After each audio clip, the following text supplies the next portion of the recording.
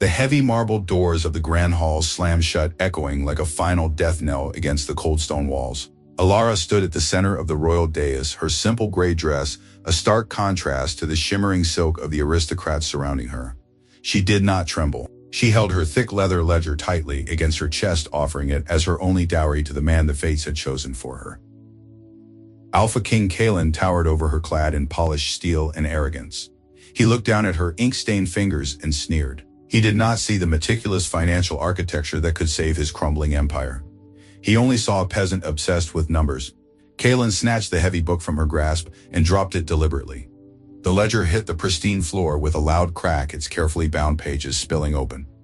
The High Council lords erupted into cruel, mocking laughter. Kalen declared her unfit to sit on a throne, claiming a true queen wielded a sword, not a charcoal pen. Elara felt a sharp, agonizing pain in her chest as the biological bond severed, but her brilliant mind remained razor-sharp.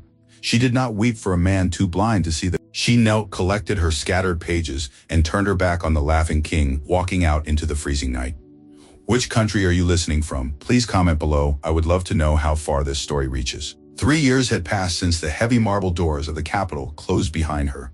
The freezing winds of the borderlands were notoriously unforgiving, sweeping across the rugged plains and biting into the bones of anyone foolish enough to walk the dirt roads after dark. Elara did not mind the cold. She sat inside her practical wooden counting house, wrapped in a thick woven shawl, finding profound warmth in the quiet isolation of her exile.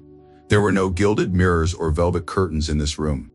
The walls were constructed of sturdy, rough-hewn pine, sealing out the bitter wind with honest functional efficiency. The only source of light was a single brass lantern resting on the corner of her wide oak desk, casting a steady golden glow across the scattered stacks of heavy vellum. She leaned over the documents, her dark hair falling over her shoulders, entirely free from the suffocating jeweled pins the royal court used to demand. The air in the small room smelled deeply of burning oil, raw timber, and the sharp acidic tang of fresh ink. Elara held a stick of dense black charcoal between her calloused fingers, dragging it smoothly across the rough texture of the parchment. The sound of the charcoal scratching against the paper was a steady grounding rhythm in the silent night. To the arrogant aristocrats of the capital, these ledgers were nothing more than tedious peasant work. To Elara, they were the absolute, unquestionable foundation of life. The numbers did not lie. They did not mock her or judge her based on archaic bloodlines or physical dominance. Mathematics was a pure, undeniable language of cause and effect. It offered a profound sanctuary of logic in a world ruled by chaotic emotional violence. Every single digit she recorded was a building block, a structural support beam that kept the fragile borderland community from collapsing into ruin. She reviewed the monthly agricultural yields, tracing her finger down the long columns of precise handwriting. When she first arrived in the borderlands 3 years ago, the region was rapidly dying. The royal tax collectors had bled the local farmers dry, demanding impossible quotas of grain while offering absolutely zero infrastructure in return. The fields were barren, the storehouses were empty, and the people were starving in the shadows of the neglected mountains. Elara had not arrived with a standing army or a wagon full of stolen royal silver. She arrived with an empty ledger and a brilliant, hyper-realistic understanding of resource management. She looked at the current numbers, marveling at the quiet miracle of compound growth. The winter wheat harvest was yielding a massive surplus. The textile shipments from the local weavers were generating enough steady revenue to repair the long-broken irrigation canals. She was slowly resurrecting an entire region using nothing but strategic allocation and structural empathy. Her economic genius was not a mystical gift granted by the moon goddess. It was a rigorous, unyielding discipline forged through years of silent observation. She dragged her charcoal pencil across a wide parchment map, plotting the intricate network of local trade routes she had established. Before her arrival, the border towns operated entirely in isolation, trading only within their own starving villages. Elara had united them. She created a centralized supply chain, mapping the safest mountain passes and calculating the exact weight limits for the transport wagons to minimize animal fatigue and maximize profit margins. She understood that a single broken axle on a trade cart could mean starvation for a dozen families. Her mind worked like a flawless mechanical clock, analyzing risk and reward with breathtaking precision. She did not just count silver coins, she directed the living, breathing flow of human survival. The profound humiliation she suffered in the Grand Hall was no longer an open, bleeding wound. The memory of King Kalen dropping her life work onto the cold floor had hardened into a permanent protective scar over her heart. She often wondered if the arrogant Alpha ever thought of the fragile Omega he had so casually thrown away. She highly doubted it.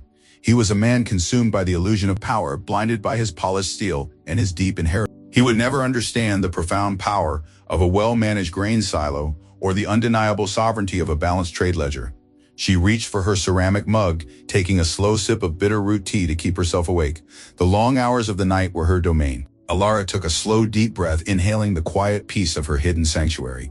She was entirely invisible to the rotting capital hundreds of miles away, but to the thousands of desperate citizens living in the harsh borderlands, she was the silent pulse keeping their world alive. She turned the heavy page of her ledger, preparing to draft the next phase of her economic architecture, completely unaware that the vast royal treasury she had once tried to save was currently crumbling into dust. The pale morning light broke through the thick frost on the small windows of the counting house, casting long pale rays across the rough wooden floorboards.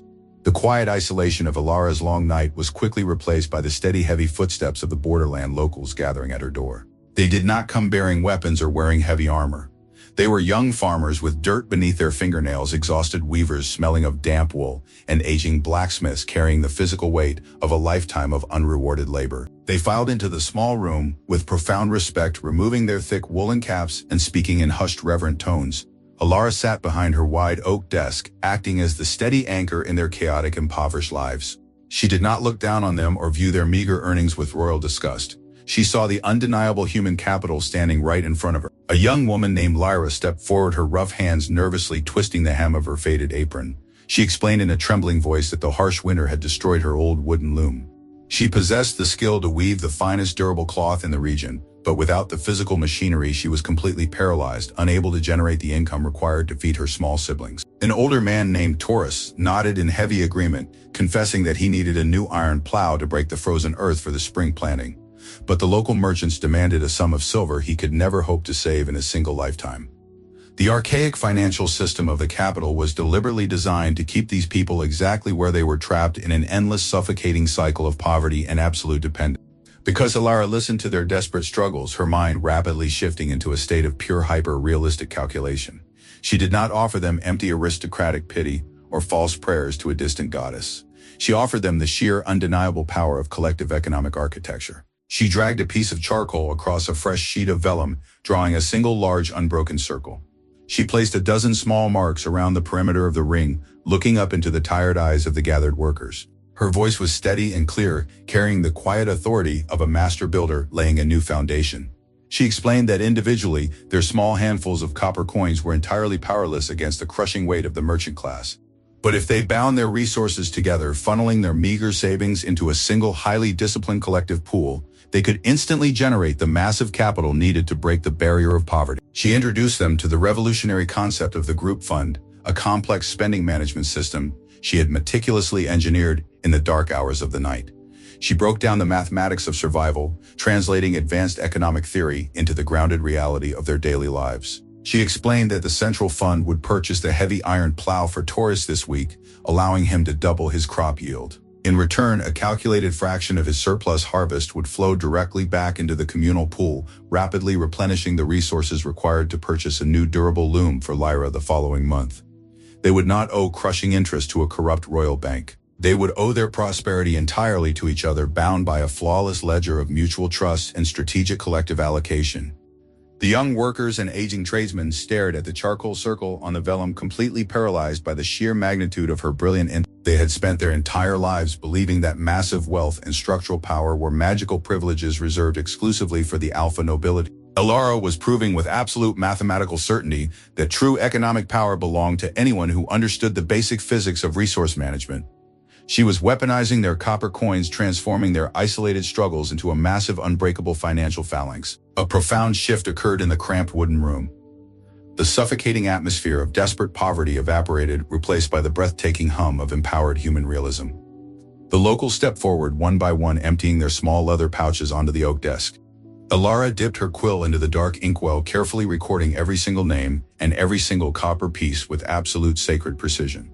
She did not need to swing a heavy broadsword to conquer the oppressive world. Her mind was actively dismantling the invisible chains of poverty, building a thriving, self-sustaining community from the ground up without shedding a single drop of blood. As she signed the final entry into the heavy ledger, Elara felt the quiet, undeniable roar of her own hidden gift. She was the sovereign architect of their survival, and the revolutionary financial engine she had just ignited in the freezing borderlands would soon grow powerful enough to shake the rotting foundations of the capital itself. The last villager left the counting house, leaving Elara alone in the settling dust and the sharp scent of cold pine. She reached for the small mountain of copper coins resting on the corner of her wide oak desk. Her calloused fingers brushed against a severely dented piece of copper, the crude stamp of the old royal mint barely visible on its worn surface. The cold texture of the damaged metal sent a sudden violent tremor straight through her chest. The quiet walls of her borderland sanctuary faded away, instantly replaced by the suffocating memory of a damp, cramped merchant shop in the lower rings of the capital city. She was 10 years old again, hiding beneath a heavy wooden display table, clutching a thick leather ledger to her chest while the world above her slowly shattered into pieces. Her father had been a master spice merchant, a kind and brilliant man who mapped the eastern trade winds with flawless geographical precision. He built a thriving business not through deception or aristocratic bloodlines, but through honest, relentless labor and a deep respect for his community. But in the rotting capital, pure human realism was considered an insult to the bloated nobility. Elara remembered the terrifying morning the High Council tax collectors arrived at their door. They did not come wielding iron broadswords or shouting aggressive battle cries. They came armed with heavy scrolls of parchment and arbitrary legal decrees enforcing retroactive trade tariffs that were mathematically impossible to pay.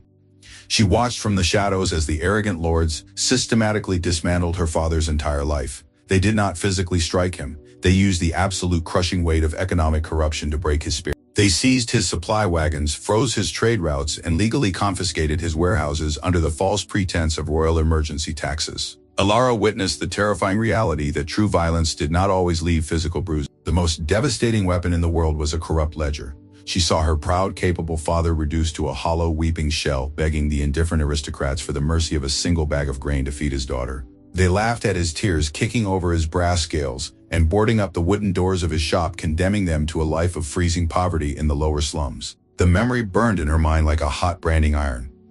That was the exact moment the fragile, naive Omega died, and the sovereign architect was born. Sitting in the dark beneath that wooden table, she had silently vowed that she would never allow an arrogant man to control her survival again. She realized that the Alpha Kings and their high councils ruled through enforced financial ignorance, keeping the population deliberately blind to the actual mechanics of money. She dedicated every waking second of her life to mastering the complex mathematics of wealth, determined to build a financial fortress so structurally perfect that no corrupt tax law could ever breach its walls. Her obsession with numbers was not a simple peasant trait, it was a highly weaponized trauma response. It was the impenetrable armor she forged to protect herself from the devastating cruelty of the capital. Elara blinked the harsh memory away, pulling herself back to the grounded reality of her wooden counting house. She dropped the dented copper coin into the leather collection pouch, pulling the heavy drawstring tight. She had kept her vow. She had built a sanctuary where the oppressive laws of the capital held absolutely zero weight. The borderlands were her domain now, and she protected her people with the fierce, unyielding logic of a master treasurer. She reached for her ceramic mug to take another sip of cold tea, but a sudden frantic pounding on her heavy wooden door shattered the quiet afternoon. A breathless young watchman burst into the room, his chest heaving with cold air. He pointed a trembling finger toward the frost-covered window, shouting that the southern mountain pass was no longer empty. Elara stood up, walking slowly to the thick glass. Her heart slammed against her ribs as she looked down the winding, muddy road. Cutting through the dense winter fog, accompanied by a heavily armed vanguard of royal elite guards, was a massive gilded carriage bearing the unmistakable, imposing crest of the Alpha King. The heavy iron doors of the royal treasury groaned loudly as King Kalen pushed them open, the grinding sound echoing through the cavernous underground vault.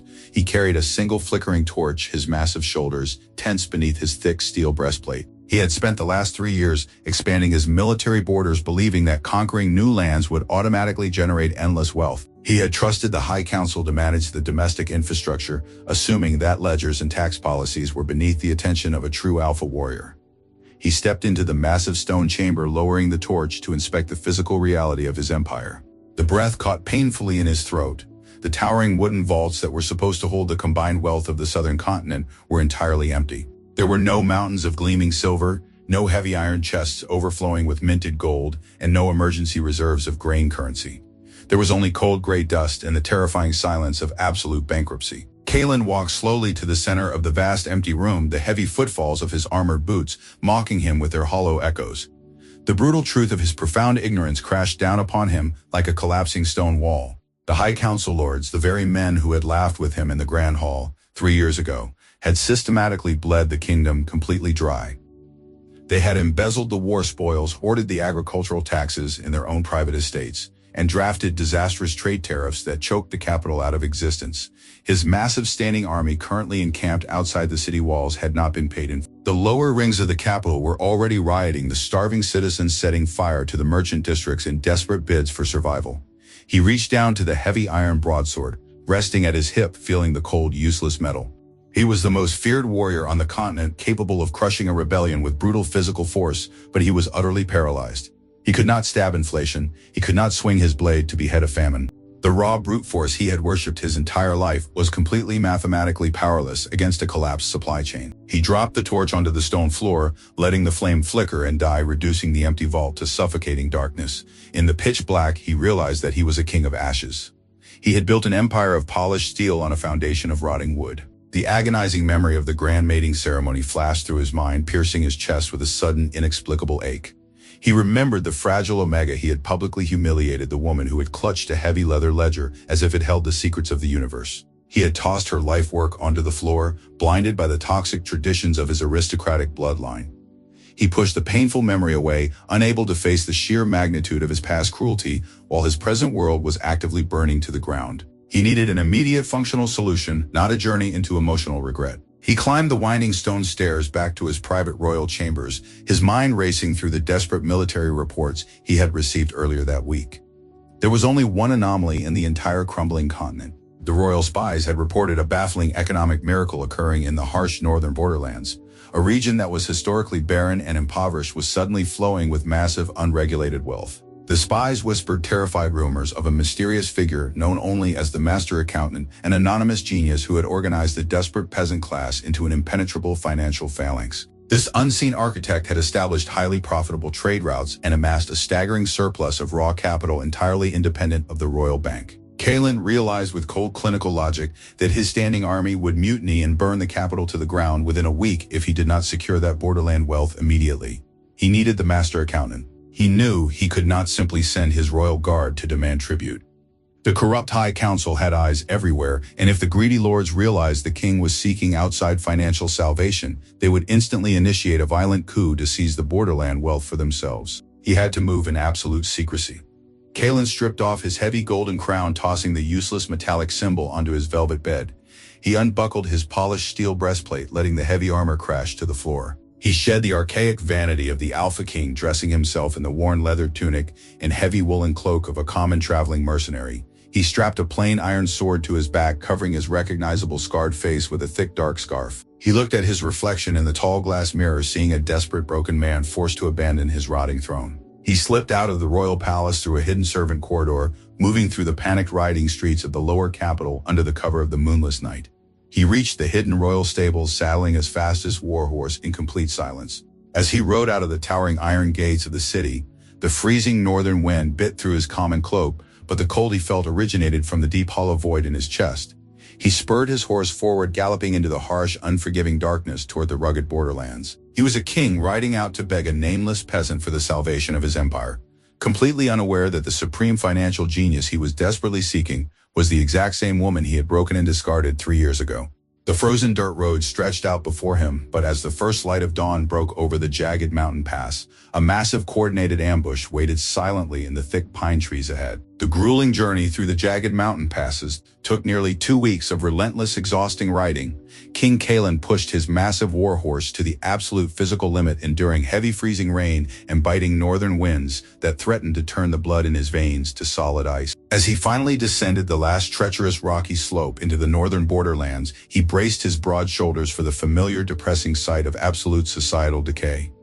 Historically, this remote region was a barren, forgotten wasteland, a punishing place where exiled criminals and discarded peasants scratched a miserable short existence out of the frozen. He fully expected to find rotting wooden hovels collapsing under the weight of the snow-starving children begging for scraps in the gutters, and desperate, violent men willing to cut a traveler's throat for a single tarnished silver coin. He pulled his thick, dark woolen scarf higher over his scarred face, hiding his recognizable royal features, preparing his mind to navigate a chaotic, desperate slum. But as the heavy morning mist slowly burned away under the rising pale sun, the terrifying reality of his own massive ignorance struck him with the undeniable force of a physical blow. Kalen pulled back hard on the thick leather reins, bringing his exhausted warhorse to a complete sudden stop. The sprawling valley stretching out endlessly before him was not a starving, dying wasteland. It was a breathtaking, meticulously engineered masterpiece of human civilization.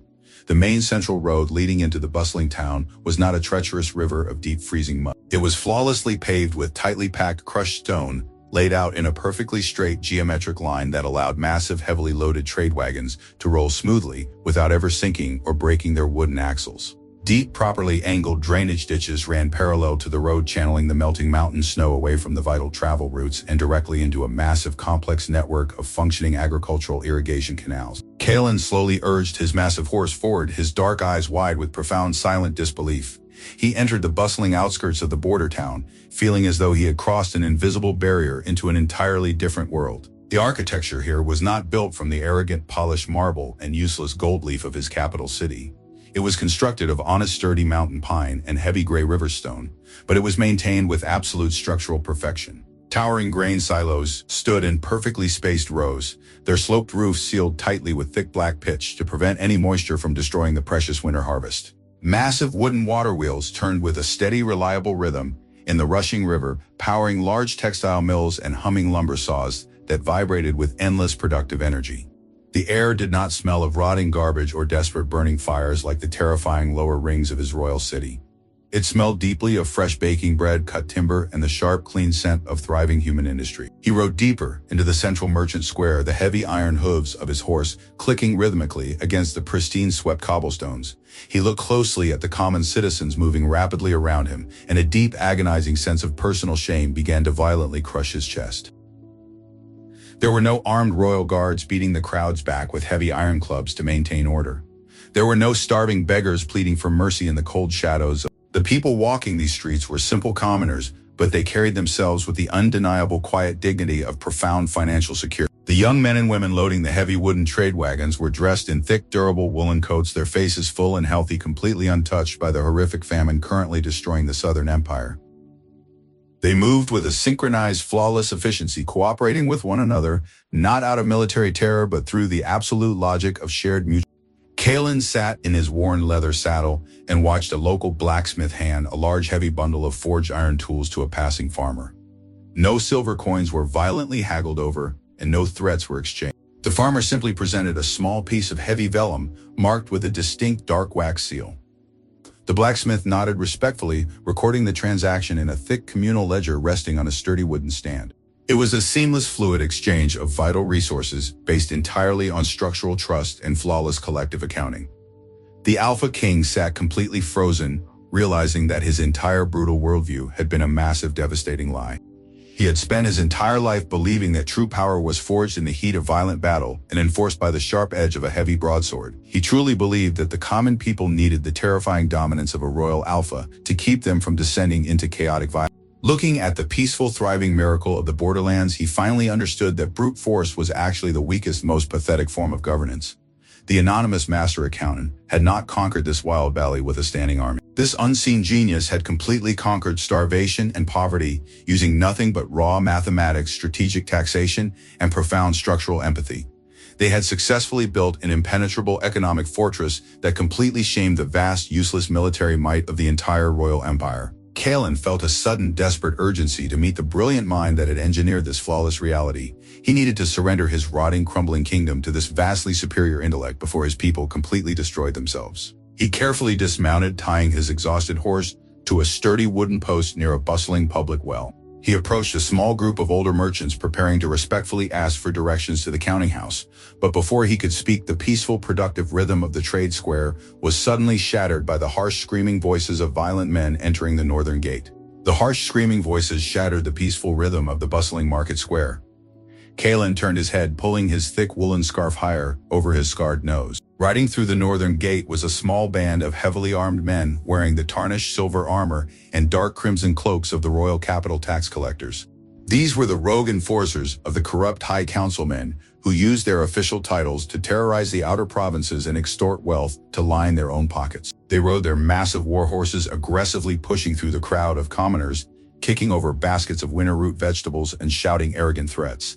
Kalen felt a familiar dark rage burning in his chest. These were his men flying the colors of his rotting empire, and they were behaving like common violent thugs. The lead tax collector, a large man with a cruel face and a heavy iron mace strapped to his saddle, spotted Kalen standing near the public well. To the corrupt enforcer, Kalen looked like nothing more than a lone, exhausted mercenary, an incredibly easy target for extortion. The collector spurred his horse forward, cutting off the escape route and ordering his 3 armored companions to surround the stranger. He sneered, demanding a massive sum of silver as an immediate travel tax for resting in the border town. He looked greedily at the massive warhorse and declared that if the lone traveler could not pay the arbitrary fee, the animal would be permanently confiscated in the name of the king. Kalen felt the deep primal instincts of the alpha warrior surge violently into his veins. His dark eyes narrowed, analyzing the physical distance between himself and the 4 mounted men. He knew exactly how to dismantle them. A quick upward thrust to sever the lead rider's saddle girth, followed by a sweeping horizontal strike to drop the remaining horses. He slowly slid his heavily calloused hand toward the hilt of his plain iron sword, ready to paint the pristine cobblestones with their corrupt blood. In his chaotic, starving capital, this was the only way conflicts were ever resolved, through the immediate application of brutal, lethal force. He tensed his massive shoulders, preparing to draw his weapon and expose his true royal identity to the dying men. But before his fingers could even grasp the cold iron hilt, the sound of perfectly synchronized marching boots echoed sharply across the square. Kalen stopped, his hand hovering over his sword, as a squad of local border watchmen stepped flawlessly into the open space. They did not look like the desperate, ragged militias Kalen was accustomed to seeing in the outer provinces. They were incredibly well-fed, highly disciplined, and equipped with practical lightweight leather armor and uniform steel spears. They moved with absolute tactical precision, forming an impenetrable defensive wall between Kalen and the corrupt capital enforcers. The captain of the local watch, a tall, steady man with graying hair, did not draw his weapon or shout aggressive battle cries. He calmly stepped forward, holding a thick leather-bound ledger in his left hand. He looked up at the mounted tax collectors with profound, unyielding authority. He did not threaten them with violence. He threatened them with sheer systemic power. The captain stated in a clear, carrying voice that under the authority of the master accountant and the ratified borderland group funds, all arbitrary royal tariffs were legally null and void within the valley. He opened the ledgers, citing the specific trade agreements and the massive financial penalties for unauthorized extortion. The lead tax collector laughed, a harsh, mocking sound, reaching for his heavy iron mace, attempting to intimidate the local watchman with the threat of capital violence.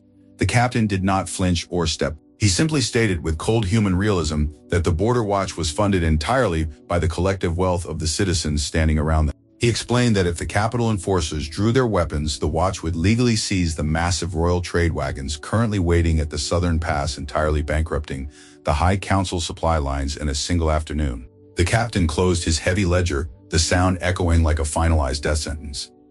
He told the corrupt men they had exactly 2 minutes to leave the valley or face imprisonment for gross financial trespass. Kalen watched in absolute breathless shock as the aggressive posture of the tax collectors completely evaporated. The corrupt men looked around, realizing that the common citizens were not cowering in fear, but standing behind the watchmen with quiet, unified strength. You're listening to this story on the Alpha King Secrets channel. Are you enjoying today's story? Let us know what you think in the comments below. Now, let's get back to the story. The enforcers realized they were vastly outmatched not by swords but by impenetrable economic architecture. The lead collector cursed under his breath, violently yanking his reins and leading his men back toward the northern gate in total humility. The violent threat was entirely neutralized without a single drop of blood being shed or a single sword being drawn. The Alpha King slowly lowered his hand from his weapon, his mind completely shattered by the profound reality he had just witnessed. He had always believed that gold was just a tool to buy more. He now understood that a perfectly managed ledger was the ultimate weapon capable of establishing a cleaner, more permanent order than any standing army ever could. The master accountant had built a society where violence was simply too expensive and structurally illogical to exist. Kalen turned to the watch captain, his voice rough and thick with raw emotion. He asked where he could find the brilliant mind that commanded such breathtaking systemic power. The captain pointed respectfully toward a sturdy wooden building at the far end of the square. Kalen walked slowly across the cobblestones, his heart pounding against his ribs. He reached the heavy wooden door of the counting house, raising his callous hand to knock, completely unprepared for the terrifying, devastating truth waiting for him on the other side. The heavy wooden door of the counting house swung open, groaning softly on its well-oiled iron hinges. Kalen stepped over the threshold, pulling the thick, dark woolen scarf away from his face. He expected to find a hardened old veteran of the trade wars, a massive, intimidating alpha who commanded the region with a booming voice and a heavy fist. Instead, the air inside the quiet room smelled deeply of sharp pine-fresh ink and the undeniable scent of crushed cedar. It was a familiar scent, a ghost from his past, that suddenly sent a violent, agonizing tremor straight through his chest. He stood frozen in the entryway, his dark eyes slowly adjusting to the dim golden light cast by the single brass lantern resting on the wide oak desk. Sitting behind the massive desk, entirely surrounded by towering stacks of heavy vellum and complex geographical trade maps, was not a towering male warlord. It was Elara. She did not look like the fragile, submissive Omega he had publicly humiliated and banished from the Grand Hall 3 years ago. The timid girl, who used to shrink under the harsh glare of the aristocracy, was completely gone. She sat incredibly tall, her spine perfectly straight, radiating a quiet, terrifying authority that dominated the entire room. She wore a simple but incredibly durable gray wool dress entirely devoid of any useless aristocratic lace, with the sleeves practically rolled up past her elbows, revealing pale muscular forearms permanently dusted with dark charcoal and dried ink. Her ink-stained hands, the exact same hands he had once mocked with such cruel arrogance, moved with breathtaking fluid confidence as she drafted a new structural trade route. The agonizing realization of his massive, devastating mistake crashed over Kalen with the physical force of a collapsing mountain. The breath completely left his lungs. He felt the solid wooden floorboards vanish beneath his heavy boots. The supreme financial genius he had desperately ridden across the freezing continent to find the brilliant anonymous master accountant, who had built an impenetrable economic fortress and single-handedly neutralized his violent tax collectors, was the exact same woman he had discarded like useless garbage. He had thrown away the ultimate salvation of his crumbling empire simply because she did not fit his toxic, archaic definition of power. He stared directly at the thick, familiar leather ledger resting proudly on the corner of her desk, remembering the loud, sickening crack it made when he had intentionally dropped it on the cold, unforgiving marble floor of his grand hall. The sheer magnitude of his own blinding ignorance physically choked. Elara did not drop her charcoal pencil or gasp in terror when the towering Alpha King stepped into her sanctuary. She felt a sudden sharp pull of the dormant biological bond, a fleeting ghost of the old trauma trying to claw its way back into her throat, but she refused to let it take root. She was no longer a victim standing in his hostile territory. She was the sovereign architect sitting in the exact center of the thriving world she had meticulously engineered from nothing. She slowly lifted her head, her brown eyes locking onto his scarred face with absolute clinical detachment. She analyzed his posture, noting the heavy lines of desperate exhaustion etched around his dark eyes and the cheap worn leather tunic that poorly hid his massive frame. He did not look like a proud, invincible king. He looked like a starving man wandering blindly into a fortress of logic. She gently set her charcoal down on the vellum, the small click sounding like a deafening thunderclap in the silent room. She did not bow or offer a trembling royal greeting. She spoke in a level, steady voice that carried the unyielding density of solid ironwood. She calmly asked the disguised king what business he had in her counting house. Hearing her voice after 3 years sent a sharp, painful shock straight into his heavy heart. He tried to speak, to demand her allegiance or offer a stumbling apology, but his throat was completely paralyzed by shame. He stood awkwardly in the doorway, a towering alpha warrior completely stripped of his defensive steel armor, facing the undeniable, terrifying reality that her brilliant strategic mind was infinitely more powerful than his entire history of raw physical strength. Elara watched his silent, agonizing struggle with profound human realism.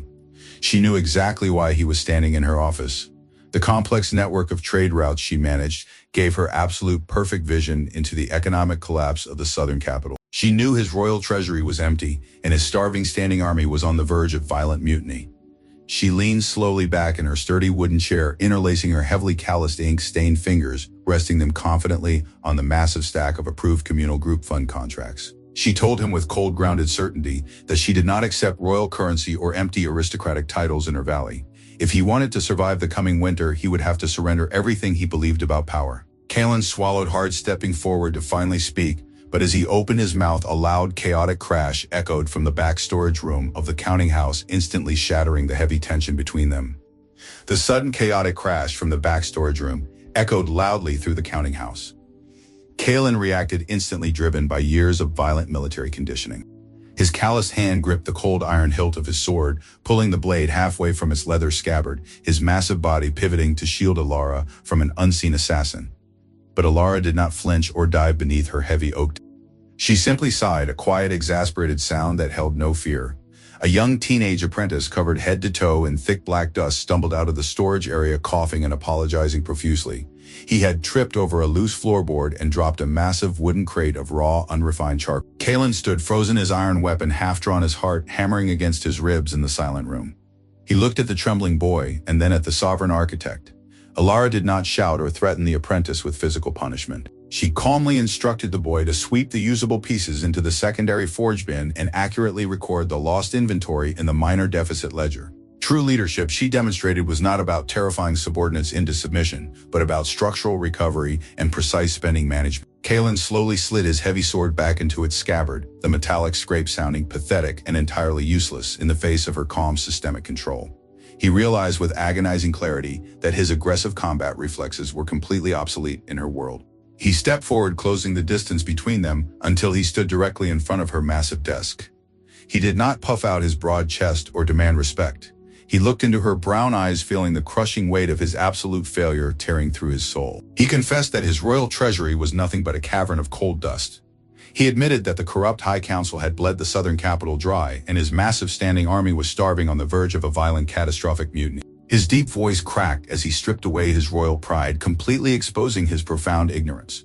He dropped to one knee, the heavy thud of his body hitting the wooden floorboard serving as a total surrender of his archaic alpha dominance. He begged the woman he had once publicly humiliated for her financial salvation, pleading for the lives of his innocent citizens. Elara looked down at the kneeling king, evaluating his desperate plea with absolute clinical realism.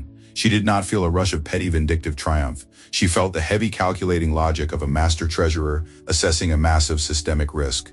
She analyzed his slumped posture and the raw, honest exhaustion in his voice. She knew that simply handing over the massive borderland wealth would be a catastrophic investment. Pouring pure gold into a rotting foundation would only accelerate the structural collapse, feeding the corrupt lords while the common people continued to starve. She leaned forward, resting her ink-stained hands on the edge of the desk. She told him that she would never hand over the hard-earned resources of her people to an empire that worshipped mindless violence. She stated clearly that the archaic traditions of brute force had failed and his polished steel could not cut through inflation. Kalen looked up, his scarred face tight with despair, asking how he could possibly save his crumbling world. Elara laid out her uncompromising terms. She demanded that he completely surrender his violent worldview and submit entirely to the grueling microscopic mechanics of human realism. If he wanted her help, he would not sit in a comfortable war room reviewing grand strategies. He would remain in the borderlands as her absolute lowest clerk. He would sit on a hard wooden stool tallying copper fractions, calculating compound grain yields, and learning the deep structural empathy required to manage a living economy. He would have to build a new mind from the bottom up, relying entirely on his intellect instead of his fists. He would have to intimately understand the sheer agony of an unbalanced ledger before she would ever allow him to touch a single silver coin of her group funds. The Alpha King looked at his own massive hands that had only ever known the violent grip of a weapon or the heavy weight of a golden crown. The prospect of sitting in silence and submitting to her intellectual dominance terrified him far more than any bloody battlefield. But he looked into her unwavering eyes, seeing the magnificent, impenetrable architecture of her soul. He recognized that she was offering him the only true path to redemption. He slowly nodded his head, accepting her uncompromising terms and fully submitting his physical strength to her supreme financial genius. Elara did not smile or offer empty words of comfort. She reached to the bottom of her desk and pulled out a heavy black ledger, tossing it directly onto the floor in front of his knees, echoing the exact way he had discarded her work 3 years ago. She ordered him to pick it up and read the very first page to begin his education. Kalen reached down with trembling fingers, opening the thick parchment. His breath vanished completely and his blood ran freezing cold. He stared at the precise numbers, realizing this specific ledger contained the exact covert transaction records, proving that his own High Council had already secretly sold the southern capital defensive walls to a foreign mercenary army.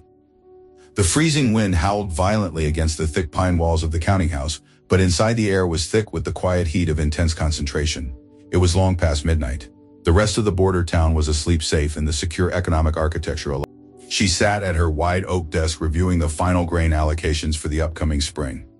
A few feet away, sitting on a hard wooden stool that looked comically small beneath his massive frame, was the Alpha King of the southern continent. Kalen was hunched over a secondary desk, his broad shoulders tight with frustration. He held a thin stick of black charcoal between his heavily calloused fingers, gripping it so tightly it threatened to snap. He was attempting to balance a complex deficit ledger tracking the regional trade tariffs against the communal group fund expenditures. He had spent the last 3 hours silently battling the complex mathematics, treating the numbers like an enemy army he could not physically conquer. Elara paused her work, resting her quill against the edge of the glass inkwell.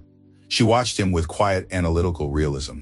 She saw the heavy beads of sweat forming on his scarred forehead and the way his jaw clenched every time a calculation failed to align. In the past, he would have thrown the ledger across the room in a blind aristocratic rage, demanding someone else fix the problem. But he did not shout or resort to violence. He gritted his teeth, erasing his incorrect numbers with a rough piece of cloth, and started the entire massive column over again. He was deliberately breaking down his archaic conditioning, forcing his mind to submit to the grueling microscopic mechanics of human survival. Elara felt a profound shift in her chest. The lingering resentment that had armored her heart for 3 years began to slowly crack. She realized his willingness to sit in the dark and struggle through the pain of his own ignorance was a far greater display of true strength than any victory he had ever won on a battlefield. She stood up, the soft rustle of her woolen dress breaking the heavy silence. She walked slowly across the wooden floorboards, stopping right beside his small desk. Kalen froze, his massive chest rising and falling with a heavy breath, completely hyper-aware of her proximity. He stared down at the hopelessly tangled numbers, feeling a deep, agonizing wave of inadequacy. He admitted in a low, exhausted whisper that the mathematics were suffocating him. He could not understand why the surplus yield from the western farms did not perfectly match the distribution ratios of the northern weavers. He expected her to mock his intellectual failure. Instead, he felt the sudden warm pressure of her hand resting gently on his broad shoulder. Elara did not offer him empty pity. She leaned over him, the sharp, familiar scent of pine and crushed cedar washing over his senses. She reached down, her pale ink-stained fingers sliding smoothly over his massive calloused hand. She did not snatch the charcoal away from him to assert her dominance. She gently guided his grip, loosening his rigid, aggressive hold on the fragile tool. The sudden, intimate physical contact sent a breathtaking jolt straight through Kalen. His entire body went completely still, focusing solely on the steady, confident warmth of her hand guiding his. She spoke in a soft, level voice, explaining that he was treating the numbers like dead silver coins locked in a static vault. She told him to look deeper past the raw digits. She guided his hand, tracing a charcoal line from the western surplus directly to the weaver deficit. She explained that the numbers were living, breathing things representing the actual flow of human energy. The western farmers needed heavy winter coats to survive the freezing harvest, and the weavers needed excess grain to feed their children. The mathematics were not meant to be conquered. They were meant to be balanced through deep structural empathy. Kalen stopped fighting the ledger. He relaxed his heavy muscles, entirely submitting his mind to the grounded reality of her lesson. Under her gentle guidance, the complex calculations suddenly clicked into perfect structural alignment. He looked at the balanced column, feeling a profound, satisfying clarity that he had never experienced in his entire life. He turned his head, looking up into her brown eyes. They were separated by mere inches. The quiet golden light from the brass lantern illuminated the soft curve of her jaw and the brilliant, unyielding architecture of her mind. He did not see a fragile omega. He saw his absolute equal, his sovereign partner, the only woman capable of holding the vast weight of his soul. Elara looked back into his dark eyes, feeling the slow, beautiful burn of a genuine bond forging between them based on mutual respect, and he slowly turned his hand, entirely interlacing his rough fingers with hers, resting their joined hands over the balanced ledger. Elara did not pull away, accepting his quiet physical vow. For a long, suspended moment, the small counting house felt like the safest, most impenetrable sanctuary in the entire world. But the beautiful, quiet intimacy was abruptly shattered. The distant sound of panic shouting erupted from the northern watchtower, immediately followed by the frantic, deafening ring of the heavy iron alarm bell tearing through the freezing night sky. The frantic, deafening ring of the heavy iron alarm bell tore through the freezing night sky, completely shattering the profound, intimate quiet of the counting house. The deep, rhythmic tolling echoed off the surrounding mountains, signaling a massive, unprecedented threat to the borderland sanctuary. Kalen reacted with pure instinct, his massive body tensing as he immediately placed himself between Elara and the heavy wooden door. He did not draw his sword, remembering her lesson about thoughtless violence, but his broad shoulders formed an impenetrable physical shield. Elara did not panic or shrink behind his massive frame. She calmly pulled her hand away from her mind, instantly shifting from the warmth of their shared connection to the cold, calculating reality of systemic defense. She stood up, smoothing the rough wool of her dress just as the heavy door violently burst open. A young border watchman, completely covered in freezing mud and gasping for breath, collapsed onto his knees in the center of the wooden floorboards. The exhausted watchman looked up, his face pale and completely drained of blood. He did not address Kalen, failing to recognize the Alpha King without his royal armor. He looked directly at Elara, recognizing her as the absolute sovereign authority of the valley. His voice trembled violently as he delivered the terrifying news from the southern pass. The corrupt High Council in the capital had executed a massive coordinated coup. They had officially declared King Kalen legally unfit to rule, spreading vicious rumors that he had abandoned his throne to perish in the wilderness. Using their absolute political power, the aristocratic lords had legally frozen every single royal asset across the entire continent.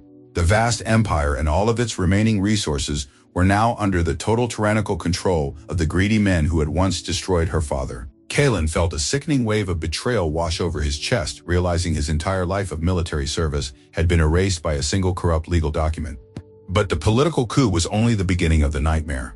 The Watchmen swallowed hard, forcing out the most devastating reality. The High Council had discovered the existence of the massive borderland wealth. To seize the group funds without destroying the infrastructure, they had mobilized the entire Royal Standing Army. A massive, impenetrable military blockade had been established at the base of the southern mountain pass. Thousands of heavily armored soldiers were actively chaining the main dirt roads, dragging massive felled trees across the valley floor and completely shutting down the vital trade routes. The council was using the sheer overwhelming brute force of the military to choke the borderlands. Their strategy was brutally simple. They intended to cut off all external supply lines, trapping the freezing winter population and starving the innocent citizens into total submission until the anonymous master accountant surrendered the communal ledgers. Kalen stared at the exhausted messenger, feeling the crushing, agonizing weight of absolute defeat settling heavily over his broad shoulders. He knew the terrifying capabilities of his own standing army. He knew the brutal, ruthless efficiency of the capital generals. He turned his scarred face toward Elara, his dark eyes reflecting a deep, suffocating despair. He told her in a low, hollow voice that they were completely trapped. He explained the sheer physical impossibility of fighting the massive blockade. The borderlands had no heavy cavalry, no iron siege weapons, and no professional soldiers. He believed that his past ignorance had directly caused this catastrophic invasion, and that his toxic legacy was finally coming to destroy the beautiful, perfect sanctuary she had meticulously built. He stood paralyzed, expecting her to finally break under the terrifying pressure of his violent world. Elara did not break. She walked slowly around her wide oak desk, her brown eyes focused entirely on the massive geographical trade map hanging on the pine wall. She did not view the massive royal army as a terrifying, unstoppable monster. Her brilliant, hyper-realistic mind viewed the thousands of armored soldiers as a massive, catastrophic logistical expense. She dragged her calloused finger across the southern pass, calculating the daily consumption rates of a mobilized military force. A standing army required thousands of pounds of imported grain, fresh water, and heavy silver payments every single day just to exist in the freezing cold. She told Kalen with cold, undeniable certainty that the corrupt lords were incredibly arrogant to deploy their troops in the dead of winter. She explained that a massive military force was not a weapon if you completely severed its financial lifeblood. She did not intend to fight them with swords. She intended to completely bankrupt the High Council and starve the massive blockade using pure economic geometry. Kalen looked at her, completely mesmerized by the sheer unyielding magnitude of her intellect. She was actively dismantling an entire war using nothing but structural mathematics. But the exhausted watchman on the floor suddenly interrupted, pulling a heavy crumpled parchment from his muddy leather tunic. He whispered that the High Council had not just ordered a physical blockade. The heavy document bore the dark red wax seal of the absolute capital authority. Elara unrolled the stiff parchment, holding it near the golden light of the brass lantern. It was a terrifying royal death warrant. The corrupt lords had placed a massive astronomical bounty of unminted gold on the head of the master accountant, completely overriding any local loyalty. The young watchman trembled violently, confessing that the bounty was so incredibly high that the outer border guards had already abandoned their posts in greedy temptation. The terrifying reality settled over the silent room as heavy, unfamiliar footsteps suddenly began to echo slowly and deliberately onto the wooden porch right outside her fragile door. The heavy, unfamiliar footsteps on the wooden porch outside echoed with a slow, terrifying rhythm, completely shattering the silence of the counting house.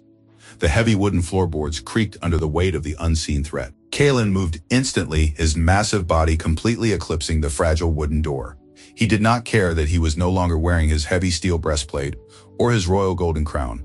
He was fully prepared to break the neck of any corrupt mercenary foolish enough to cross her threshold. He gestured sharply to the terrified young watchman, ordering the boy to slip out through the narrow cellar hatch and seek immediate safety in the lower village. The watchman scrambled away, leaving the Alpha King standing as a solitary human shield in the dim room. Kalen braced his broad shoulders, ready for a violent physical breach, but Elara did not cower behind him. Her brilliant mind had already bypassed the immediate physical fear, entirely focusing on the massive macroeconomic warfare required to destroy the entire High Council. She turned her back to the door, pulling a massive stack of heavy Eastern trade ledgers from the bottom drawer of her oak desk. She spread the thick vellum documents across the smooth wood, her callous fingers flying over the complex columns of trade tariffs and agricultural futures. She explained to Kaelin in a voice completely devoid of fear that the massive royal army currently blockading the southern pass was a devastating financial liability for the corrupt lords. The aristocratic council was paying thousands of mercenaries with heavy silver coins stolen directly from the royal treasury. They fully expected that silver to buy vast quantities of imported Eastern grain to keep their soldiers fed and warm through the freezing winter. Elara dragged her charcoal pencil across a fresh sheet of parchment, drafting the most brilliant economic maneuver in the history of the continent. She told the Alpha King that silver was not actually true power. It was merely a heavy, useless metal, unless there was something vital and necessary to purchase with it. She intended to completely weaponize inflation against the capital, stripping their stolen wealth of its purchasing power overnight and turning their deep vaults into useless stone. Using the massive collective capital stored securely in her borderland group funds, Elara began drafting immediate binding contracts to her trusted Eastern trade allies. She was not buying weapons or hiring defensive mercenaries to fight a bloody war. She was quietly buying the exclusive legal rights to every single grain shipment across the entire eastern seaboard. Because she had spent 3 years building flawless trust through honest ledger management, the Eastern merchants would accept her paper contracts over the High Council silver without hesitation. She was effectively cornering the continental food market using the undeniable leverage of her flawlessly managed treasury. She explained with cold, breathtaking realism that within 3 days the High Council would hold deep vaults full of stolen silver, but there would be absolutely zero grain left on the open market for them to purchase. When the blockading army realized their heavy silver coins could not buy a single loaf of bread, they would not wait for military orders.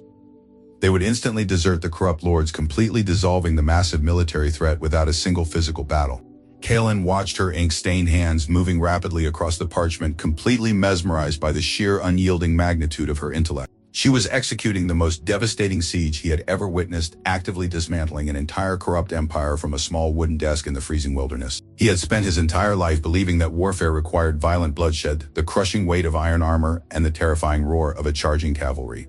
Elara was proving that true absolute supremacy belonged to the mind that controlled the actual flow of human survival. She was starving the greed of the aristocratic lords while entirely protecting the innocent citizens from the horrors of a physical battle.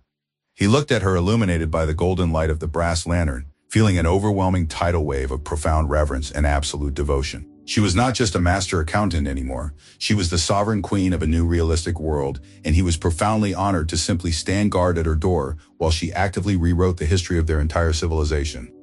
Elara finished the final complex calculation, signing her name at the bottom of the Eastern trade directives with a sharp, definitive stroke of her quill. She sprinkled fine sand over the dark ink to dry it, securely sealing the fate of the corrupt High Council into the heavy part. She looked up at Kaelin, a quiet, confident strength radiating from her beautiful brown eyes. The heavy, terrifying footsteps on the wooden porch outside suddenly stopped, completely fading into the howling winter wind. A brief moment of victorious relief washed over the quiet room, but it was a devastating misdirection. The true danger had not approached from the freezing mud outside. A sudden, unnatural cold draft swept down the back of her neck, instantly extinguishing the flame of the brass lantern. High above her desk, hidden in the deep shadows of the heavy pine rafters, a dark silhouette violently detached itself from the ceiling.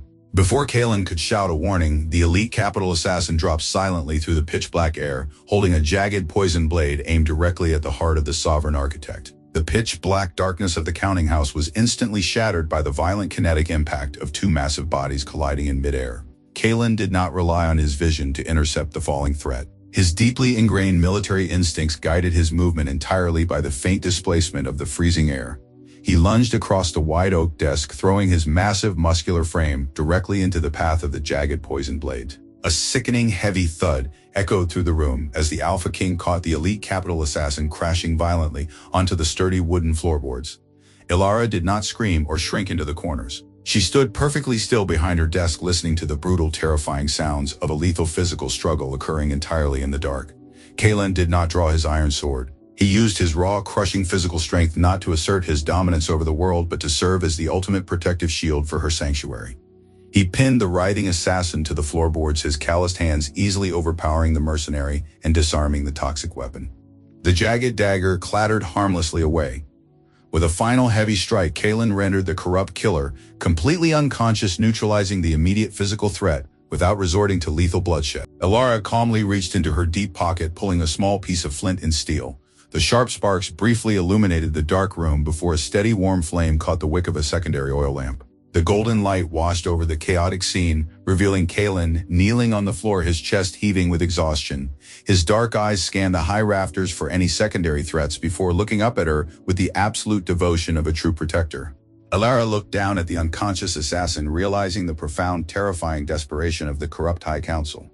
The aristocratic lords were no longer relying on arbitrary legal decrees or massive blockading armies. They were actively sending killers into the night, proving that her economic architecture was successfully choking their corrupt empire to death. She knew they could not afford to wait for the morning light. The final fatal blow against the capital had to be struck immediately before another poisoned blade could find its mark. She stepped out from behind her desk, walking toward the heavy iron safe secured in the corner of the counting house. She turned the complex brass dials with flawless mathematical precision, pulling out the massive master trade pact she had been secretly drafting for the past 3 months. This was not a simple regional ledger. It was the ultimate architectural blueprint for a fully independent continental treasury. She carried the heavy vellum back to her desk, the thick parchment feeling infinitely heavier than any royal golden crown. Following the earlier commotion, the local merchant leaders and senior watchmen crowded into the counting house, their faces tense as they saw the bound assassin on the floor. Elara stood before them holding the master pact under the warm lamplight. She did not ask them to take up iron weapons or prepare for a bloody, violent siege against the royal blockade. She asked them to perform the ultimate ritual of absolute financial consolidation. She explained in a voice carrying the undeniable weight of solid ironwood that the capital had shown its true cowardly face. To completely immunize their sanctuary from any future royal extortion, she needed to merge every single local group fund, every single copper coin, and every surplus grain silo into one impenetrable central treasury under her absolute sovereign control. By signing the Master Pact, they would legally dissolve their financial ties to the royal empire and establish a new independent economic reality based on flawless human realism. The local workers did not hesitate. They had spent 3 years thriving under her brilliant spending management. One by one, they stepped forward, slicing their thumbs with a small iron blade and pressing their bloody fingerprints onto the heavy vellum binding their entire wealth to her intellect. As the final merchant sealed the document, Elara felt the staggering, undeniable weight of true absolute power settle deeply into her soul. The last bloody fingerprint dried against the thick vellum of the Master Trade Pact, sealing the immense collective wealth of the borderlands into an impenetrable economic fortress. The merchants and watchmen stood in silent reverence, their faces illuminated by the warm golden glow of the brass lantern. They had legally severed their ties to the rotting capital, but there was one final crucial signature required to completely legitimize the transfer of absolute power. King Kaelin stepped slowly out of the deep shadows of the counting house, his massive frame towering over the gathered commoners. He had spent his entire life demanding that men bow to his royal authority, enforcing his divine right to rule through the terrifying threat of physical violence. But tonight, he did not walk with the arrogant swagger of an alpha king. He walked with the quiet, profound humility of a man who had completely dismantled his own toxic worldview. He stopped in front of the white oak desk, looking down at the brilliant woman who had engineered the salvation of his crumbling world. Elara met his dark, intense gaze, her brown eyes reflecting a quiet, steady strength. She did not ask him to kneel or demand a public apology for his past cruelty. She simply slid the heavy vellum pact across the smooth wood, waiting for his final decision. Kaelin reached down to his hip, his calloused fingers wrapping around the hilt of his plain iron sword. The weapon was the absolute symbol of his past, the instrument of brute force he had worshipped since he was a young boy. He slowly unbuckled the thick leather belt, completely detaching the heavy scabbard from his waist. He let the sword fall to the sturdy wooden floorboards, the loud metallic clatter echoing through the silent room like the final dying breath of an archaic era. The local merchants gasped, taking a nervous step back, completely shocked by the massive warrior discarding his only defense. Kaelin ignored them, keeping his eyes locked entirely on Elara. He reached deep inside his worn leather tunic, pulling out a heavy solid gold signet ring bearing the undeniable, intricate crest of the Royal Southern Empire. It was the absolute ultimate symbol of his sovereignty, the singular artifact that commanded massive standing armies and authorized the collection of millions of silver coins. He held the ancient royal seal over the flickering flame of the oil lamp, letting the dark red sealing wax melt and drip onto the bottom of her flawlessly calculated ledger. He did not just sign a regional trade agreement. He officially and legally transferred the complete sovereignty of the entire southern continent directly to her intellect. He pressed the heavy gold seal firmly into the hot wax, leaving an indelible permanent mark of his total submission. He turned to face the shocked borderland workers, his deep voice echoing with raw, profound honesty. He publicly confessed his true identity, revealing himself not as a nameless traveling mercenary, but as the Alpha King of their broken empire. He admitted without a single trace of aristocratic pride that his standing armies had failed, his royal treasury was entirely empty, and his reliance on brute force had actively starved his own people. He pointed toward Elara, his voice ringing with absolute devotion. He declared to the silent room that true power did not reside in polished steel armor or empty aristocratic bloodlines. True absolute supremacy belonged to the sovereign architect who had fed them, protected them, and built a flawless society entirely based on structural trust and human realism. He legally abdicated his financial authority, placing the entire royal empire under her supreme spending management. Elara looked at the heavy red wax seal resting at the bottom of her ledger, feeling the sudden, breathtaking surge of their dormant, fated bond, finally snapping into perfect alignment. It was not a biological trap or a forced royal marriage. It was a beautiful, unbreakable partnership forged in the grueling reality of shared labor and profound mutual respect. She reached across the desk, her ink-stained fingers gently taking his calloused hand. She accepted his public surrender not as a victorious conqueror, but as a truly equal partner, ready to bear the massive weight of their combined world. The merchants dropped to their knees not in terror of the Alpha King, but in profound, overwhelming reverence for the brilliant Omega Queen who had officially conquered the empire without shedding a single drop of innocent blood. The sanctuary was secure, and the legal authority was entirely hers. But as the pale morning sun finally broke over the jagged eastern mountains, casting long, sharp shadows across the wooden floorboards, Elara knew their massive systemic victory in the borderlands was only the beginning. She rolled the heavy parchment pack, slipping it into a thick leather tube. She looked up at her king, her voice cold and unyielding, declaring that it was finally time to return to the capital and completely bankrupt the High Council to their faces. The heavy marble doors of the Grand Hall swung open, but this time they did not close to trap a terrified Omega. They were thrown wide by the heavy hands of the borderland watchmen, allowing the cold northern wind to sweep across the polished, pristine floors. Elara walked into the exact same room where she had been brutally humiliated 3 years ago. She did not wear shimmering silk or a delicate tiara. She wore her sturdy gray wool dress, her dark hair tied back functionally, and she carried the heavy leather ledger pressed firmly against her chest. Callan walked perfectly in stride, with her wearing his worn leather tunic, an empty sword belt completely devoid of his royal armor. At the far end of the cavernous room, sitting upon the gilded high chairs of the royal dais, were the corrupt aristocratic lords of the head lord, an aging alpha with cruel eyes and fingers heavy with stolen gold rings, sneered as the couple approached.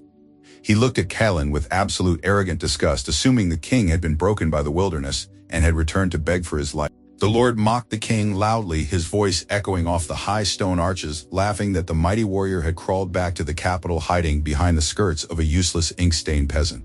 The aristocrats erupted into the same cruel, mocking laughter that had haunted Elara for years. The head lord raised a heavy silver goblet, declaring that Callan was legally deposed and that the massive mercenary guards surrounding the perimeter of the hall would publicly execute them both for treason. A dozen heavily armored mercenaries stepped forward from the shadows, drawing their heavy broadswords, the deadly metallic scrape ringing through the... Callan did not flinch. He did not step in front of Elara to protect her or reach for a phantom weapon. He stood shoulder to shoulder with her, acting as the immovable physical anchor for her brilliant intellect. Elara looked at the drawn swords and the arrogant, laughing lords, feeling absolutely no fear.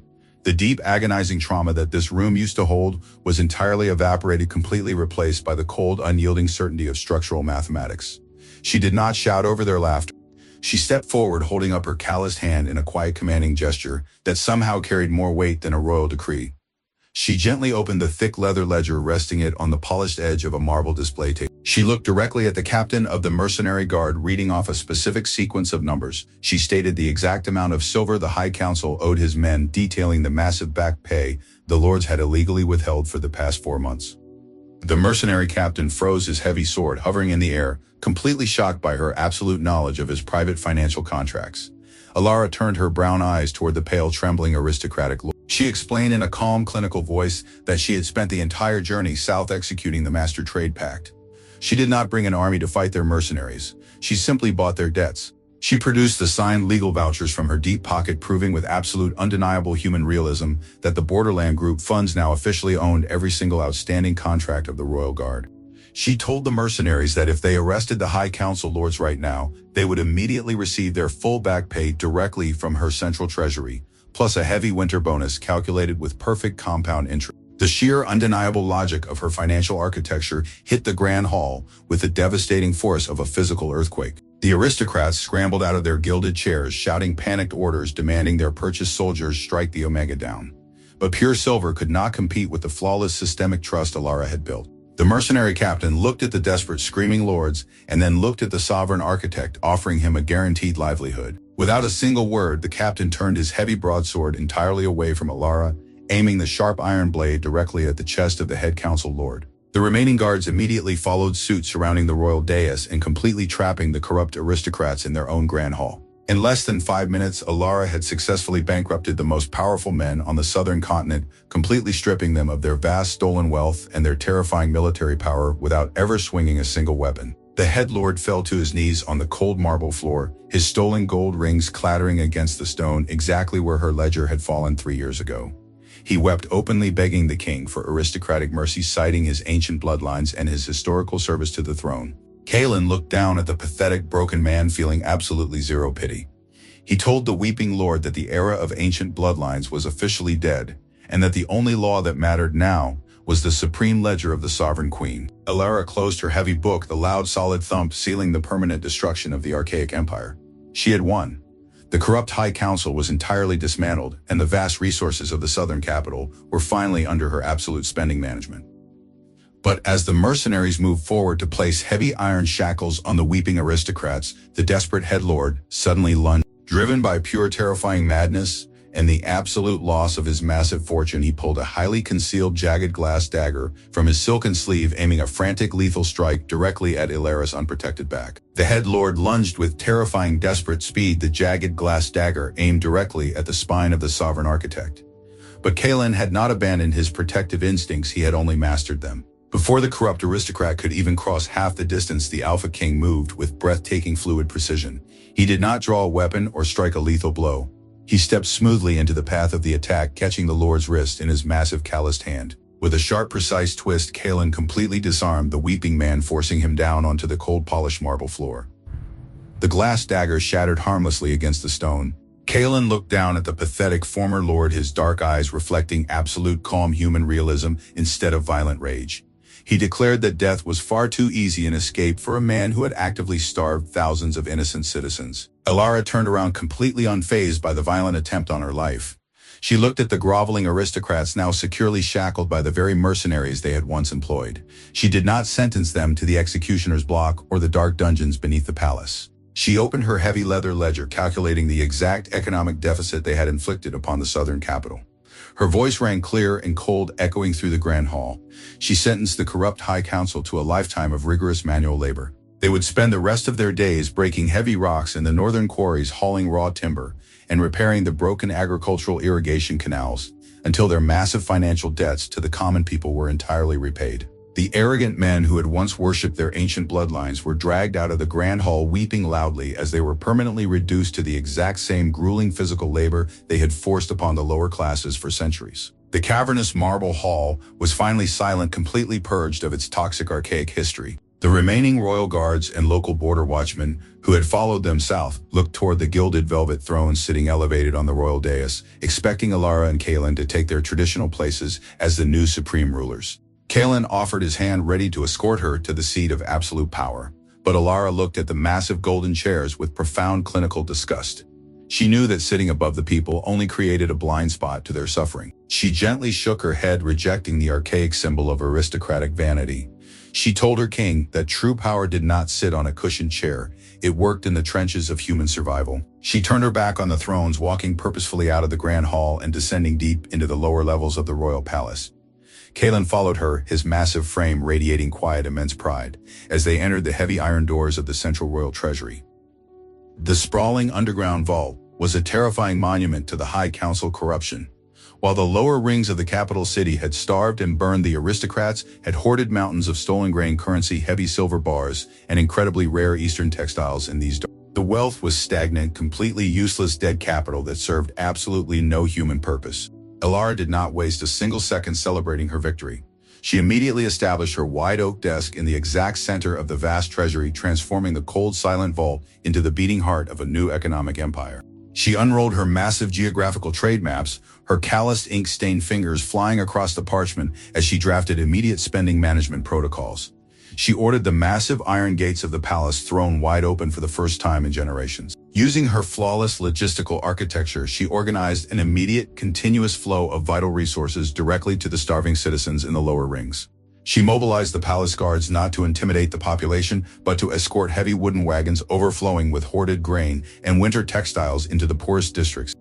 The terrified commoners who had spent the last 3 years expecting brutal royal violence watched in stunned absolute awe as the newly crowned queen actively fed them. Elara did not hand out thoughtless charity. She immediately implemented the foundational group funds that had saved the northern borderlands, seeding each district with enough raw capital to rebuild their burned merchant shops and repair their broken looms. She was actively circulating the stagnant wealth, breathing life back into the dying capital with the steady, reliable rhythm of a perfectly timed mechanical engine. Kalen did not issue arrogant military orders. He worked tirelessly alongside the common laborers, using his massive physical strength to haul the heavy sacks of grain and load the trade wagons, completely submitting his alpha dominance to her supreme spending management. He watched the starving children of the lower rings finally eat fresh bread, their faces lighting up with profound human joy, and he knew that his brilliant Omega had achieved more in a single afternoon than his standing armies had accomplished in 100 years. The capital city was rapidly stabilizing the fires of rebellion, extinguishing under the cool absolute logic of her financial architecture. But as Elara walked into the deepest, most secure chamber of the royal treasury to catalog the final remaining assets, she discovered a massive locked iron strongbox hidden beneath a heavy tarp. She broke the rusted lock, pulling back the heavy lid, completely unaware that the ancient contents inside would force her to permanently alter the very fabric of their entire civilization.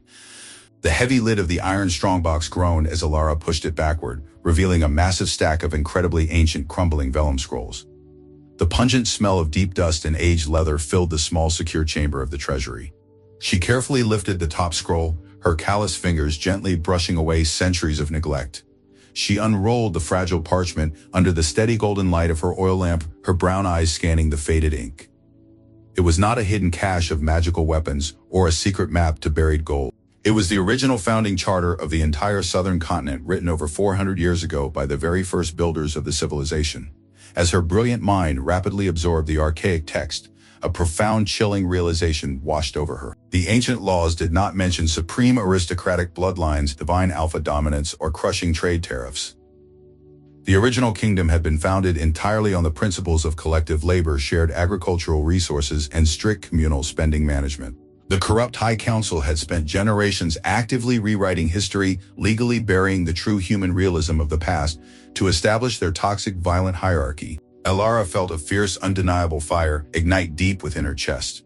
She was not a rebel destroying the traditional fabric of her world. She was the sovereign architect actively restoring the stolen foundation of their empire. She gathered the ancient scrolls, holding them tightly against her chest, and walked out of the deep treasury vault. She summoned King Kalen and the local merchant leaders, instructing them to immediately convene the entire surviving population in the massive cobblestone square just outside the palace gates. By noon, the sprawling plaza was filled with thousands of common citizens, young workers, exhausted weavers, and traumatized farmers, completely unsure of what their new Omega Queen intended to do. Kalen stood firmly by her side on the elevated marble steps, his broad shoulders relaxed, his dark eyes radiating absolute, unwavering support.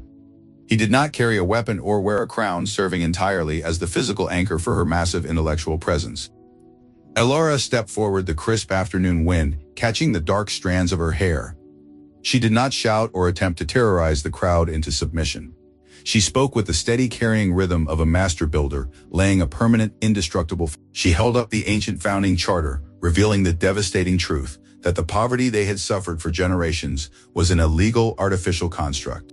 She declared that the archaic aristocratic tax laws that had crushed their fathers and starved their children were officially permanently eradicated. In their place, she announced the immediate establishment of massive government-backed group funds, perfectly mirroring the revolutionary system she had engineered in the northern borderlands. Every single young adult and lower-class worker would now have direct open access to raw capital, allowing them to start their own honest trades without ever owing crushing interest to a corrupt royal bank. She explained the flawless mathematics of the new society. A young baker could borrow the silver needed to build a new stone oven, and his subsequent surplus bread would slowly replenish the communal fund, fueling the prosperity of the next citizen. The capital would no longer be a dark, rotting vault of hoarded wealth. It would become a massive living, breathing engine of shared human survival. The thousands of commoners standing in the square listened in absolute breathless silence. They had spent their entire lives being told they were completely worthless, invisible cogs in a violent machine. Now the brilliant woman standing before them was proving with undeniable legal and financial certainty that they were the actual true wealth of the entire continent. A massive, deafening roar of pure, profound joy erupted across the cobblestone square, echoing off the high stone walls of the capital and completely shattering the dark, dramatic history of the city forever. Kalen watched the incredible, peaceful revolution unfolding before his eyes, completely mesmerized by the sheer magnitude of her achievement. He looked at the cheering crowd, seeing young men and women weeping with genuine hope, embracing one another in the streets. He realized that his heavy, iron sword had never possessed the power to create a single moment of this profound human happiness. He had spent his youth chasing the bloody illusion of alpha supremacy, completely blind to the fact that true sovereignty was forged through structural empathy and meticulous spending. He turned his scarred face toward Elara, feeling the deep, unbreakable, fated bond resonating perfectly between them. He gently reached out, pulling her close against his side, entirely humbled by the magnificent, unbreakable machine she had successfully built from the ashes of his failure. The new laws took root with breathtaking speed, instantly transforming the sprawling capital into a beacon of furious, productive industry. But as the afternoon sun began to dip below the towering city walls, casting long golden shadows across the bustling merchant districts, a massive shadow suddenly fell over the southern harbor. A fleet of heavily reinforced ships flying the vibrant, colorful flags of their eastern trade allies sailed smoothly into the deep water port. Elara narrowed her brown eyes, analyzing the unexpected arrival. She had bought the eastern grain to bankrupt the High Council, but these were not simple merchant vessels.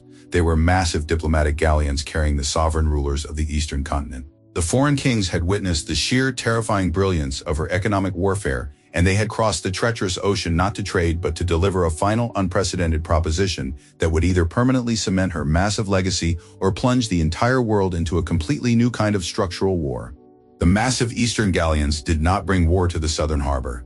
The foreign monarchs stepped off their heavily reinforced ships not as conquering invaders, but as respectful students. They had witnessed the absolute breathtaking efficiency of her economic warfare and came to willingly surrender their archaic trade barriers, seeking to join the flawless continental alliance she had architected. That bloodless victory became the absolute bedrock of a completely new world. Years turned into a thriving, vibrant decade, and the once decaying southern capital was now a magnificent beacon of absolute economic prosperity and structural equality. The suffocating slums and terrified beggars of the lower rings were nothing more than a dark, distant memory, completely erased by the relentless productive hum of the government-backed group funds. Elara walked slowly through the wide, sunlit corridors of the Grand Financial Academy, built directly over the ruins of the old aristocratic dueling grounds. She did not wear a heavy golden crown that would weigh down her brilliant mind. She wore a simple, elegant dress of deep blue Eastern silk, her dark hair streaked with silver, and her callous fingers permanently stained with the proud dark ink of her life work. Callan walked beside her, holding her hand with a profound, gentle reverence that had only deepened over the passing years. The Alpha King no longer carried a heavy iron broadsword at his hip. He carried thick rolls of architectural blueprints, his massive scarred hands dedicated entirely to building sturdy new merchant houses and repairing the vital agricultural irrigation canals. He had completely transformed from a terrifying, violent warlord into the steady, unbreakable foundation of their shared sanctuary. They stopped outside a large open classroom entirely filled with the golden light of the warm afternoon sun. Inside, dozens of young children from every single social class sat side by side at sturdy oak desks. The children of former aristocratic lords studied complex trade tariffs right next to the children of humble blacksmiths and exhausted weavers. The archaic, toxic hierarchy of alphas and omegas was completely dismantled, replaced by a beautiful, unified society that exclusively valued human realism, structural truth, and the undeniable merit of a discipline. The quiet murmur of geometry lessons and compound interest calculations echoed through the bright room, replacing the horrific sounds of clashing steel and desperate weeping that used to define their brutal empire. In the very front row, sitting perfectly straight with an expression of intense, absolute focus, sat a young girl with dark hair and striking, intense eyes. She was their daughter, the true heir to the new southern continent, but she did not hold a miniature wooden sword or practice arrogant royal curtsies. The young princess held a thick piece of black charcoal, precisely balancing a complex regional deficit ledger in her small hands. Because Elara watched her daughter calculate the numbers, feeling a profound, overwhelming wave of absolute peace wash over her chest. The young girl would never know the terrifying agony of being publicly humiliated for her intellect. She would never have to hide in the dark clutching a ledger in fear of violent men. She was inheriting a beautifully engineered world where her brilliant mind would be worshipped as the ultimate supreme power. Kalen wrapped his massive arm around Elara's waist, pulling her close against his steady heartbeat. He looked at their daughter and then down at the sovereign queen who had saved. He whispered in a low, thick voice that she had successfully conquered the entire world without ever shedding a single drop of innocent blood. Elara leaned her head against his broad shoulder, feeling the perfect, unbreakable alignment of their fated bond. She thought back to the freezing night she was banished from the grand hall, an invisible, rejected peasant, completely stripped of her dignity. She had not let the darkness break her. She had weaponized her trauma, using pure human realism and flawless spending management to actively build an impenetrable fortress of light. The sovereign architect closed her eyes, listening to the beautiful rhythmic scratch of charcoal on vellum, perfectly content in the brilliant, equal, and grounded reality she had permanently forged for them all. Her story has come to an end, but our journey together continues. If you found this story inspiring and meaningful, please like the video to support me. Do not forget to subscribe to the channel and turn on notifications so you do not miss the next empowering stories. And if you have any thoughts about the characters, her journey, or want to share your own story, please comment below. I really look forward to reading and chatting with you. Disclaimer: this video is a work of fiction created with the assistance of artificial intelligence. All characters, settings, and events depicted are entirely imaginary and are not intended to represent real-life people or situations. Please view for entertainment purposes only.